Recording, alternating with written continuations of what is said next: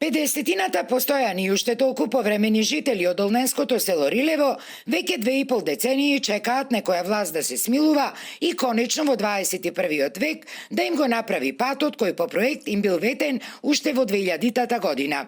Гневни се на градоначалникот, инаку од редовите на ДУИ, бидејќи, како што велат, иако многу им ветувал, сепак тој ништо не направил. Велат дека овие фамозни 4 километри пат за нив се единствената порта за влез во свет. Но бидејќи се во очајно лоша состојба, во селото не сака никој да доаѓа, ниту брзата помош, ниту пожарната, ниту пак таксистите, иако им наплаќале дури и по 25 евра во еден правец. Ако тие не дојдат, ние со наши возила се снаоѓаме некако, мора да му спасиме живот на човекот. Против пожарна единица не можеше да дојде прошлото лето, че изгореше цело село ради патот од 4 километри што е. Такси служба доаѓа со надокнада од 1500 денари за 20 километри до Прилеп. И прво те прашува, можам да те носам вика до Ропотово, за до Рилево натаму снаоѓај се како знаеш. Рилевчани раскажуваат дека во селото има 60 активни струјомери и 40 приклучоци за вода, а има и 200 глави овци, како и 50 глави крупен добиток.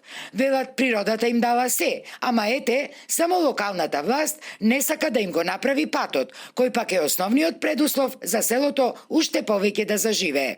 Единствената надеж ја гледаат во актуелната централна власт. Почитувани политичари, почитувани водачи, почитувани одговорни државни институции.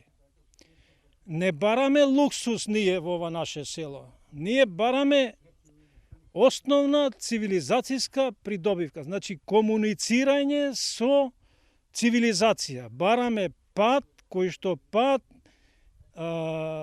е планирано да се прави пред 25 години, не е направен. Основното нешто кое што треба да го има секој жител на оваа држава, пристап до цивилизација, пристап до државни институции, пристап до здравствени институции и така натаму. Инаку, селото Рилево се наоѓа на само неколку километри од општина Долнени и е населено исклучиво со македонско население. Во него се наоѓа и манастирот Свети Атанасий, кој датира од 1395 година и е под заштита на државата, што уште повеќе ја потврдува нужноста од итна изградба на патот, велат мештаните.